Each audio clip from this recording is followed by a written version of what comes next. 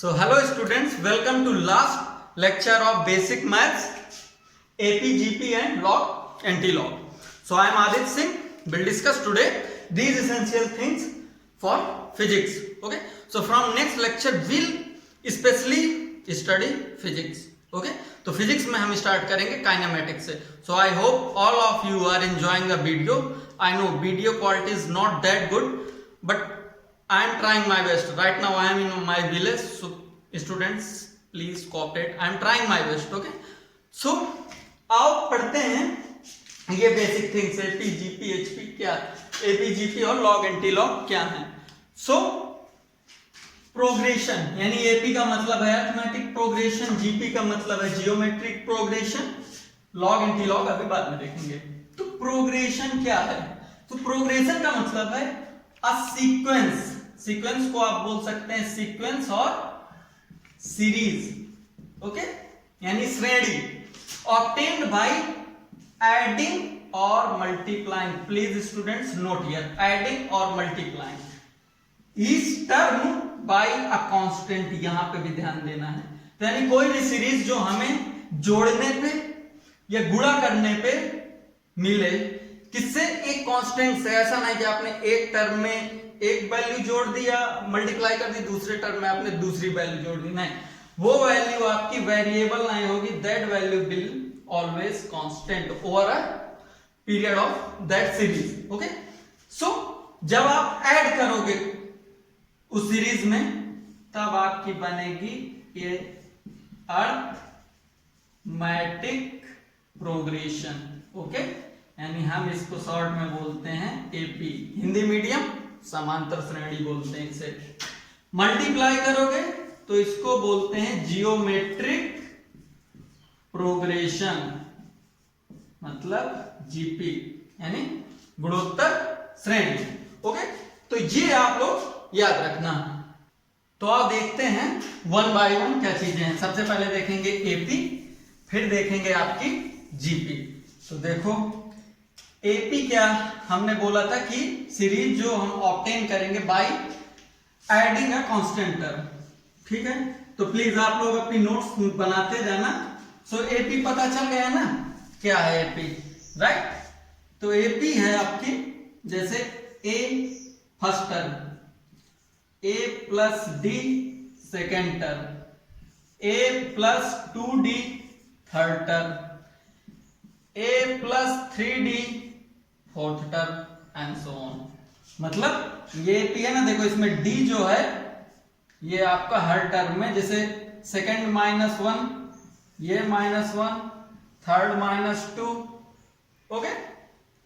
सो इसमें भी देखो आप इसको सब्सट्रैक्ट करो, इसमें भी डी आएगा, इसमें भी डी आएगा, इसमें भी डी आएगा. यानी ए में इसमें डी ऐड करोगे, इसमें भी डी ही ऐड हो रहा है, इसमें भी डी ऐड हो रहा है एंड सो ऑन. जितने भी होंगे सब में डी ही ऐड होगा. यानी जैसे इसके एग्जांपल लेते हैं हम कि क्या क्या हमारी ये हो सकती है. 0 1 2 3 4. ठीक है. ये पी है 2 4 6 8 10 12. ये भी पी है क्योंकि सब में इनमें दो दो का ही है. दो सब में दो का ही कॉमन डिफरेंस है. ओके. सो यहां पे इस डी को क्या बोलेंगे आप एपी में? Common difference. ओके. यानी सार्वंतर हिंदी वाले. और इसको हम ये वाली जो वैल्यू होगी आपकी हमारी डेफिनेशन के अकॉर्डिंग ये कांस्टेंट होगी. Okay student. सो आओ इसके जो जो फॉर्मूले हैं वो देखते हैं. और प्लीज आप अगर नोट नहीं कर पाते नोट डाउन तो आप पॉज करिएगा और नोट कर लीजिएगा प्लीज. तो आप देखते हैं एपी के फॉर्मूले. सपोज एपी है first term A and this AP A plus D, A plus 2d and so on up to nth term. So what will be the nth term? Okay. So nth term का formula है आपका a plus n-1 d. Please आप लोग ये फॉर्मूले note down करते जाना. Okay. If nth term are only in AP, then last term L is equal to A plus n minus 1D। क्योंकि देखो स्टूडेंट, जो आपका nth टर्म होगा, क्योंकि इस हमारी एपी में ओनली n टर्म ही है, तो लास्ट टर्म हमारा क्या हो जाएगा, लास्ट टर्म ही तो हमारा एपी का tnth टर्म हो जाएगा ना अल्टीमेटली, क्योंकि उसमें सिर्फ n टर्म ही है। ओके, तो अब देखो ये आपने देख लिया कि ये nth टर्म का फॉर्मूला है और ये लास्ट टर्म का फॉर्मूला है। प्लीज आप लोग नोट डाउन करते जाइएगा, पॉज करके भी नोट डाउन कर सकते हैं। If there are n term, so what will be the sum of first, suppose करो कि यहां पे और भी टर्म है, बहुत सारे टर्म है, तो हम बोलेंगे sum of first and term. Please ये फिजिक्स पॉइंट ऑफ व्यू से बस इतनी ही एपी आपके लिए इंपॉर्टेंट है। So Sn is equal to n by 2 2a plus n minus 1d। Okay, ये प्लीज फॉर्मूले आप नोट डाउन करते जाइएगा प्रॉपरली। ओके, दूसरा, if there are two number a and b। Okay, अगर दो नंबर हैं कोई भी a और b, then arithmetic mean is a plus b by 2। Please ये भी बहुत इंपॉर्टेंट है, यानी कोई भी दो नंबर है, अगर आपको उसका अर्थमेटिक मीन आपको फाइंड आउट करना है तो वो क्या होगा, a प्लस बी बाई 2। तो अब देखते हैं जीपी क्या थी। तो जीपी आपको क्या था कि ये sequence obtained by multiplying each term by a constant, so that is GP. So अब हम बात करेंगे जियोमेट्रिक प्रोग्रेशन की। ठीक है, सो सपोज करो जीपी आपकी, जीपी का फर्स्ट टर्म है, अब हमने इस पे मल्टीप्लाई करना है एक कांस्टेंट टर्म ए आर। ठीक है, तो यहां पे आर हमारा है कॉमन रेशियो। प्लीज आप लोग इसको नोट डाउन करते जाइएगा, रेशियो। ठीक है, तीसरा टर्म, ठीक है, दूसरे वाले में फिर आर करो, so A R square, A R cube, A R 4, A R 5 and so on. Okay, so ये हो गई आपकी जीपी। एक एग्जांपल लो, जैसे क्या हो सकती है जीपी, 2, 4, 8, 16, 32, 64 एंड सो ऑन। ठीक है, तो देखो 4 बाई 2 कॉमन रेशियो 2। आर देखना सबका कांस्टेंट होगा, हर एक टर्म का जो कॉमन रेशियो है, इसीलिए हमने बोला था ना सबसे पहले कि कांस्टेंट टर्म से ही करते हैं हमेशा। 8 बाई 4 2, 16 बाई 8 2, 32 बाई 16 2, 2, 2, तो ये जितना भी होगा सब 2 होगा। ओके, तो ये जीपी हुई। सपोज करो हम लें 1, ओके, फिर हमारा दूसरा टर्म आएगा आपका 3, 1 3, तो ये हो गया 3 बाई 1 3। फिर हम लें इसको 9, 9 बाई 3 3 एंड सो ऑन, यानी 27 लें, सो ऑन। सो इसमें सब में 3 है। सो this is how will deal GP.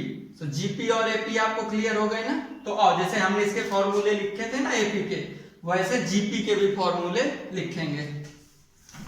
So GP है आपका ये वाला है। सो अब आई है कि ये एन टर्म है इसमें, ठीक है, ये एन टर्म है, इसके अलावा भी कई सारे टर्म है। तो अब मैं क्या कहूं कि nth टर्म क्या था, एपी में तो था a plus N minus 1d, इसमें क्या होगा a r n minus 1। Okay, so please remember. अब अगर उस जीपी में सिर्फ n टर्म ही हो, then tn become last term और a r n minus 1। अब भाई जीपी में सिर्फ n टर्म ही है, तो tn ही हमारा लास्ट टर्म हो जाएगा ना। So l equal to ARn-1।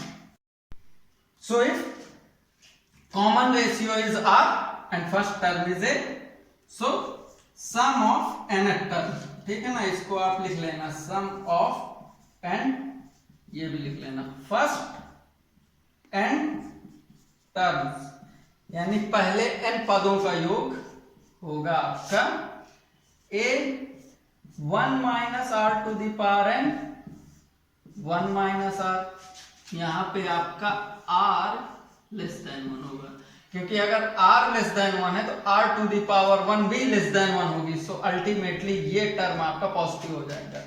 If your common ratio is greater than 1, so यही फॉर्मूला हो जाएगा a r to the power n minus 1 divided by r minus 1, ठीक है। तो इसका एक एग्जांपल चलो आपको देता हूं, ठीक है। ये दोनों टर्म देख लेना, वैसे कुछ भी नहीं है, आप इसको टर्न कर दो, माइनस से मल्टीप्लाई कर दो दोनों तरफ, तो ये वाला टर्म आ जाएगा। बट ये आप देख लेना कि कॉमन रेशियो अगर एक से छोटा भी हो सकता है, एक से बड़ा भी हो सकता है। तो अगर आपका कॉमन रेशियो सपोज करो कि एक से छोटा है, तो कैसी वो जीपी दिखेगी वो आप देखो। तो सपोज करो कॉमन रेशियो आपका देखो एक से छोटा है, ठीक है। तो पहला टर्म मान लो एक, दूसरा टर्म आपका हो सकता है 1/3, तीसरा टर्म हो सकता है आपका 1/9, 1/27 and so on.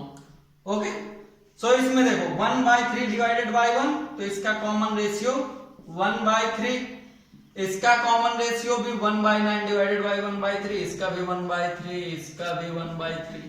So this is r and r is lesser than 1। तो ठीक है ना, ये फॉर्मूले आप लोग प्लीज ये नोट डाउन कर लीजिए।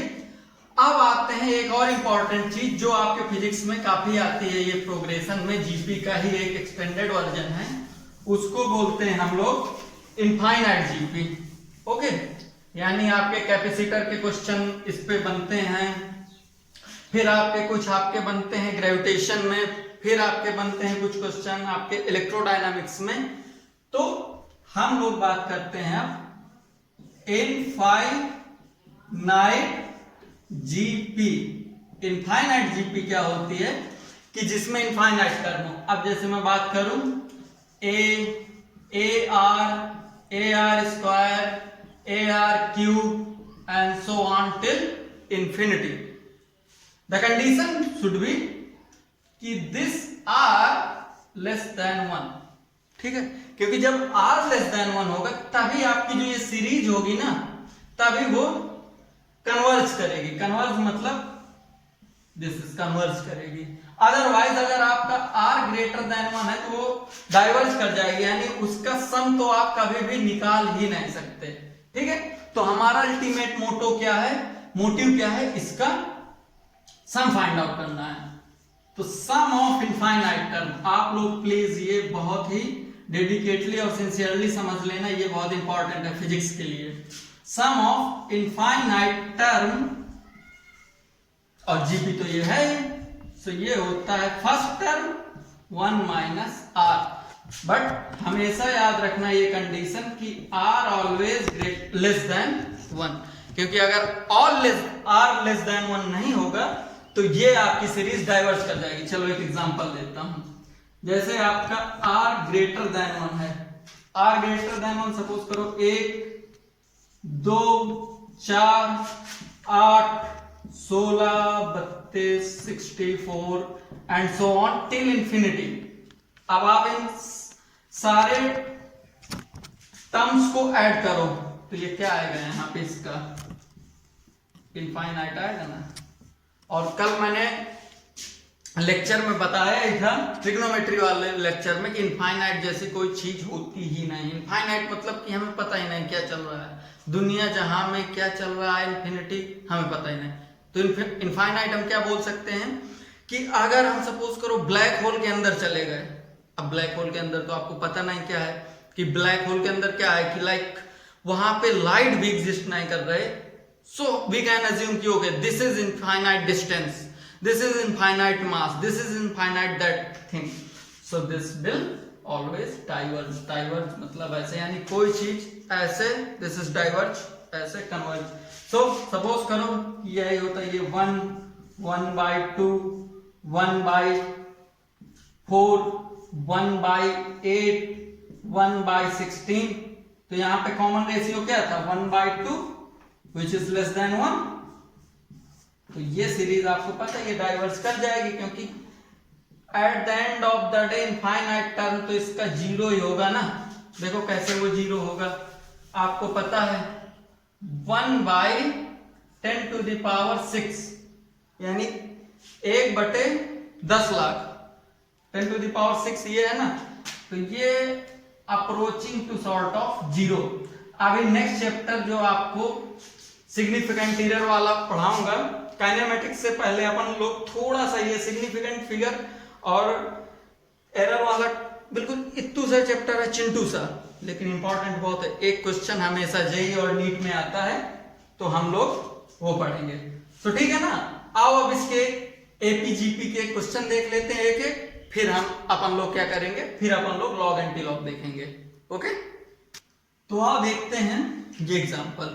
ओके, सो ये एग्जांपल क्या बोलता है कि find out the 50th term and sum of 50 terms of series this. ठीक है, तो सबसे पहला हमारा ऑब्जेक्टिव आपको क्लियर हो गया ना कि 50वां पद निकालना है और इन 50 टर्म्स का सम निकालना है, कितना योग जोड़ होगा इनका. तो मोटो क्लियर है हमारा. मोटो के बाद ऑब्जेक्टिव क्लियर होने के बाद सबसे पहले आप क्या करोगे कि ये सीरीज पता करोगे, वेदर इट इज एपी और जीपी. तो एपी जीपी पता करने के लिए आप क्या देखोगे कि इसमें कांस्टेंट टर्म से मल्टीप्लाई हो रहा है कि ऐड हो रहा है. तो देख लो 1/3 में 2, 5/3 में 2, 7/5 में 2. तो मतलब सब में 2 का कॉमन डिफरेंस है, यानी ये डी. तो कॉमन डिफरेंस अपन ने किसमें पढ़ा था? कॉमन डिफरेंस अपन ने पढ़ा था एपी में. ठीक है, तो इसमें दो ऐड हो रहा है. सो सीरीज हमें आइडेंटिफाई हो गई कि दिस इज एपी. ओके, अब एपी सीरीज अपने को आइडेंटिफाई हो गए, तो अपन तुरंत इसको फाइंड आउट कर लेंगे. तो हमारा क्या था? एपी का nth टर्म का फॉर्मूला था a + n-1 d. यहां पे क्या था? a हमारा था फर्स्ट टर्म, n हमारा था नंबर ऑफ टर्म और d हमारा था कॉमन डिफरेंस. तो अब हमें यहाँ पे सब कुछ पता है. a हमें पता है 1, d हमें पता है 2, n हमें पता है 50. तो बस यहाँ पे वैल्यू पुट कर दो. सो T50 = 50th टर्म, इसको आप बोलोगे 50th term. Okay, so 1 + 49 × 2. So 1 + 49 × 2 98. So this is 99. Okay. So ये आ गया आपका फर्स्ट पार्ट में आंसर. So देखा है इजी, कुछ नहीं है इसमें. अब इसको कर दो आप सम ऑफ n टर्म्स. अपन ने क्या पढ़ा था? सम ऑफ फर्स्ट n टर्म्स. तो इसका फॉर्मूला क्या पढ़ा था? Sn = n/2 2a + n-1 d. ठीक है, सो यहाँ पे आप अपन को सब कुछ पता है. सो दिस इज n = 50/2 2a, यानी 2 × 1 + 49 × 2. सो दिस इज 25 × 2 + 98. ओके, सही कर रहा हूं ना मैं स्टूडेंट्स? चलो सही है. आप लोग प्लीज क्रॉस चेक करते जाना, ये कैलकुलेशन मिस्टेक मुझसे भी हो सकती है. Okay, so 25 × 100. So S50 is 2500. Okay students, so हमारा ये दोनों क्लियर है ना? तो देखो अब हम करेंगे जीपी का question. Find out the equivalent capacitance C' की value if C' is this. तो अब इतना देख के तो आपको ये पता ही चल गया होगा ना कि ये क्या चीज है, इनफाइनाइट जीपी। ऑब्जेक्टिव आपको क्लियर ही है कि अपने को इसको सी डैश की वैल्यू फाइंड आउट करनी है। तो सी डैश क्या है, sum of infinite GP, right. Okay, तो सम ऑफ इनफाइनाइट जीपी अपन ने क्या पढ़ा था, S infinity equal to A 1 minus R, but the condition was R must be less than 1। इसमें देख लो कि अपना कॉमन जो रेशियो आ रहा है, ये कॉमन रेशियो आ रहा है, ठीक है। मैंने बोला था ना ये फिजिक्स के इलेक्ट्रोडायनामिक्स में बहुत इंपॉर्टेंट है। तो अपना जो कॉमन रेशियो आ रहा है ये 1 से कम होना चाहिए।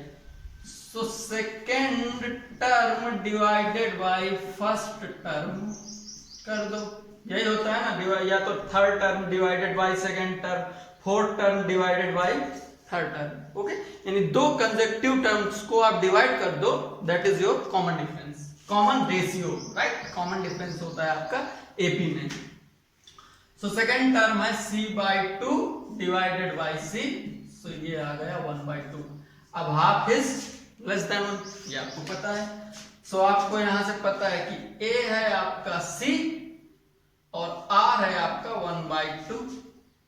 सो s इंफिनिटी क्या आया, s infinity, or you can say c dash is a c minus 1 minus c divided by 1 minus 1/2. So this is half. So c divided by 1/2, 2 ऊपर गया, so c dash will be your 2c. So sum of infinite term को आपने निकाल लिया, ये आया, मतलब equivalent capacitance क्या है इस इनफाइनाइट कैपेसिटेंस का, कैपेसिटर सिस्टम का 2c। Okay, so this is how we will deal infinite GP, और इसका फिजिक्स में एप्लीकेशन यहाँ है, इसलिए मैं आपको ये जीपी पढ़ा रहा हूँ। ओके, तो अब आप आइए देखते हैं लॉग एंटी लॉग। ओके, ये बहुत ही इंपॉर्टेंट है, आप रेडियो एक्टिविटी पढ़ेंगे, फिजिक्स में और भी कई सारी चीजें हैं, आप इलेक्ट्रोडायनामिक्स पढ़ोगे, तो ये लॉग एंटी लॉग बहुत इंपॉर्टेंट है। ओके, तो देखिए लॉग एंटी लॉग, तो इसे शुरू करने से पहले आप एक चीज देख लीजिए कि always am greater than gm। Arithmetic mean हमेशा gm जियोमेट्रिक मीन से बड़ा होता है। जियोमेट्रिक के मीन क्या चीज है, जैसे a प्लस बी बाई 2 था ना, 2 नंबर थे a plus B, geometric mean होता है under root A B, 2 number का। So always a plus B by 2 is always greater than this. आप लोगों को अगर मेरी बात पे भरोसा नहीं है तो आप कोई भी 2 नंबर लेके any real number, okay, 2 number लेना आप a एंड b, और आपको दिख जाएगा कि हमेशा a plus B by 2 is greater than under root A B. Okay students, so अब हम देखते हैं लॉग एंटी लॉग। ठीक है, लॉग एंटी लॉग, लॉग की कोई बेस ऐसी बहुत स्पेसिफिक डेफिनेशन नहीं है आपके लेवल पे, और एंटी लॉग का मतलब होता है लॉग का just opposite. Okay, anti word ही लिखा है तो एंटी का मतलब होता है उसका जस्ट अपोजिट, ये एक्सपोनेंशियल सीरीज। ठीक है, सो लॉग का ग्राफ होता है आपका कुछ ऐसा। ठीक है, ये ग्राफ बहुत इंपॉर्टेंट है। एंटी लॉग का ग्राफ होता है, देखो ये ऐसा बनाया ना आपने, एंटी लॉग होता है ऐसा। ठीक, यानी ये सॉर्ट ऑफ, देखो स्ट्रक्चर सेम है ना इसका, तो ये यहाँ पे कट करता है 1 पे एक्स एक्सिस को, ये यहाँ पे वाई एक्सिस को 1 पे कट करता है। ठीक है, सो क्या समझ में आ रहा है यहाँ से आपको कि log ऑफ 0 इज अनडिफाइंड। देखो ये मतलब कभी इस 0 पे टच नहीं करेगा, आप कितना भी नीचे चले जाओ ना, कभी टच नहीं करेगा। और log ऑफ x एक्सिस पे log of infinity is equal to infinity, यानी ये ग्राफ ऐसे ही चला जाएगा। एंटी लॉग मतलब सब जैसे कि a to the power x where a greater than 1। Okay, so ये हो गया आपका एंटी लॉग का ग्राफ, राइट। सो यूजुअली हम अभी आप इसको देखेंगे। आप सेम वे अगर आपको y equal to a to the power minus x का ग्राफ देखना है तो उसमें भी कुछ नहीं होगा। ये ग्राफ मैं आपको इसलिए बता रहा हूं क्योंकि ये आपको रेडियो एक्टिविटी वाले चैप्टर में और क्या कहते हैं इलेक्ट्रोडायनामिक्स में बहुत इंपॉर्टेंट है, बहुत मिलते हैं ग्राफ। तो उसका ग्राफ बनेगा आपका ऐसा, ये 1 है, ये भी कभी ये इन्फिनिटी पे जाके भी a to the power minus x कभी आपका ये 0 पे नहीं मिलेगा। ओके, सो इसकी वैल्यू हमेशा ये ग्रेटर देन 0 ही रहता है। ये आपका log ऑफ 1, बेस आपका कुछ भी हो but log of 1 is always 0 any base, ठीक है। ओके, सो अब आप देखो एक चीज कि मेन चीजें हैं जो वो मैं आपको बताता हूं क्या क्या है लॉग एंटी लॉग में मेन चीजें, राइट। तो लॉग एंटी लॉग में मेन चीजें क्या क्या हैं वो मैं आपको देखो बता देता हूं फटाफट। लॉग ये बेस होता है, ये मेन चीज होती है, इसको आप पावर बोल दो, ठीक है। ये बेस तो ये power equal to some value, right. तो देखो ये तो हो गई लॉग की कहानी। लॉग में दो चीजें होती हैं, बेस में हम लोग यूजुअली दो चीजें इनकाउंटर करते हैं, एक बेस e, एक बेस 10।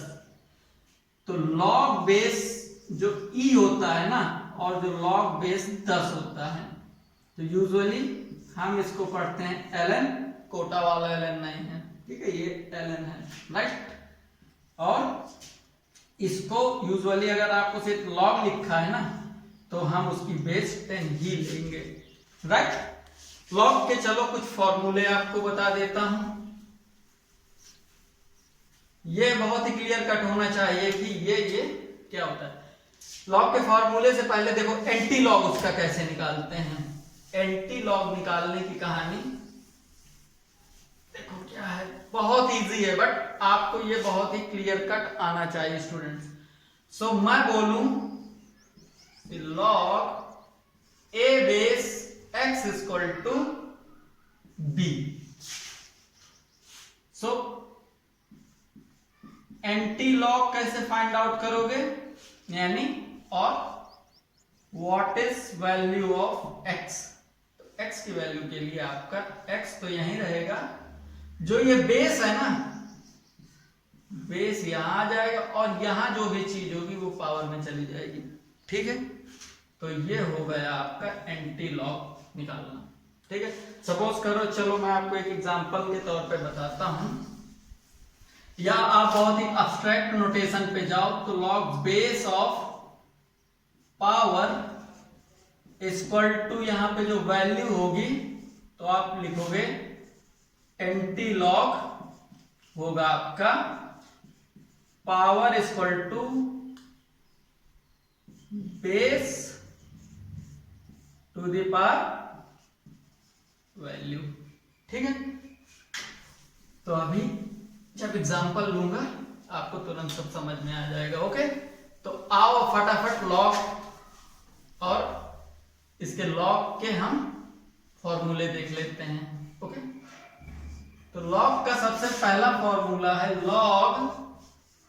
लॉग और ln में आपको कंफ्यूजन नहीं है ना, log base e is ln, log base 10 is log, ठीक है। यूजुअली यही नोटेशन होगा।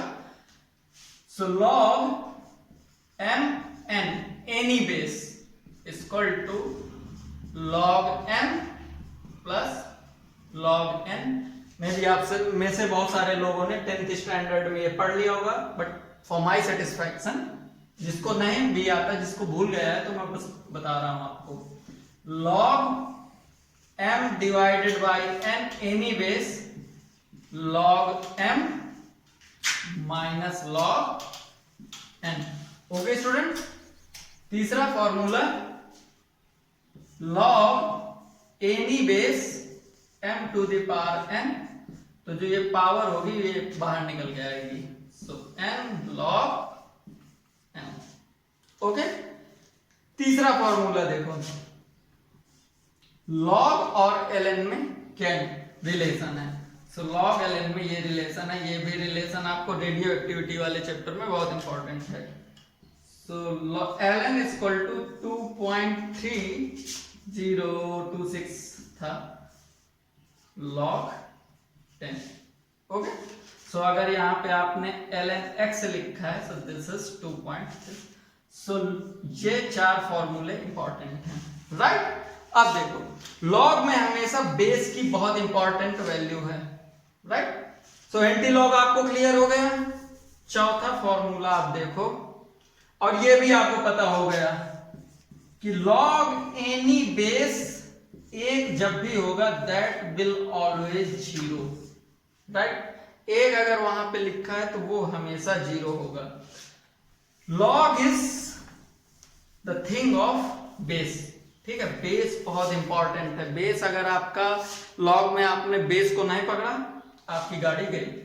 सो अगर आपका लिखा है लॉग बेस, आप बेस ही चेंज करना है, तो लॉग का बेस कैसे चेंज करते हैं? Log B equal B of X. So ये लिखा है तो इसको आप लिख सकते हो लॉग एनी बेस, आपका जो भी बेस है रख लेना। लॉग एनी बेस x यानी सबसे पहले जो मेन पावर है divided by log any base b, ठीक है। अगर मैं इसको एक एग्जांपल के तौर पे पकड़ूं तो मैं लिख दूं log 2 3, ठीक है। अब मुझे इसका बेस करना है log बेस e यानी ln वाले टर्म में, तो मैं इसको लिखूंगा ln 3 बाई ln 2। तो अब एक एग्जांपल लेते हैं और log एंटी लॉग की कहानी समझते हैं क्या है। So if log 10 base x is equal to 3 then find out the value of x। Okay, तो ठीक है भाई। सो टेक एंटी लॉग, मैंने क्या बोला था कि अगर ये आपको यहाँ पे पावर की वैल्यू फाइंड आउट करनी है तो आपको एंटी लॉग लेना पड़ेगा। तो एंटी लॉग लेने के लिए x इक्वल टू ये यहां पे आ जाएगा, ये यहां पे आ गया और ये आपका 3 पावर में चला गया। So x equal to 10 to the power 3 और 1000। 10 टू द पावर 3 इज 1000 ना। सो अभी ये आपकी x की वैल्यू तो आ गई। अब मुझे ये प्रूफ करना है कि ये हमने जो लिखा है ये सही है या नहीं है। सो इसको देखते हैं कि ये चीज सही है या नहीं। सो log 10 बेस 1000 और log 10 base 10 to the power 3 equal to, अब देखो मैंने क्या बोला था कि log, इस वाले फॉर्मूले में देखिए यहां से, यहां पे अपन ने क्या फॉर्मूला पढ़ा था कि log m बेस n, यहीं पे फॉर्मूला था ना, आपने नोट डाउन किया था, प्लीज आप अपना फॉर्मूला देखिए। log any base m by n equal to n log base m। So log base m power n, तो ये हुआ n बाहर आ गया, log 10 बेस 10। अब ये कर दो सर, इसकी वैल्यू क्या होगी? तो देखो आपने ये देखा था ना, log एनी बेस, कोई भी बेस हो बट अगर यहाँ पे 1 होगा उसकी पावर तो ये 0 हो जाएगा। ओके, अब मैं बोलूं log 10 into 1 0, log e base 1 और ln 1 बोलूं ये भी 0 आएगा। ओके, सो ये सब अपने 0 आ रहे हैं। अब देखो log any base into that base is always 1, ये भी चीज रिमेंबर रखना। जैसे log एनी बेस और 1 था ना, तो ये हमेशा 0 है, तो log any base equal to base is 1। अब देखो जैसे log 10 base 10 1, log e base e या log e बेस को आप ln बोलते हैं ना, so ln is 1, log 2 base 2 1, any base कोई भी हो x y z कोई बेस हो वो 1 होगा। सो यहाँ पे क्या था log 10 बेस 10, सो ये हुआ 3 into 1 यानी 3। सो हमारी तो ये वैल्यू करेक्ट आ गई, यानी log 10 बेस 1000 की वैल्यू 3 है। तो ये वैल्यू करेक्ट आ गई। ठीक है, तो हम एंटी लॉग ऐसे निकालते हैं, लॉग ऐसे निकालते हैं। सो प्लीज आप लोग जो भी ये ग्राफ है, प्लीज सिंसियरली ये ग्राफ करना। एक असाइनमेंट मैं इसका दूंगा, ठीक है, जैसे मैंने ट्रिग्नोमेट्री का असाइनमेंट अपने FB पेज पे किया था वैसे ही मैं दूंगा।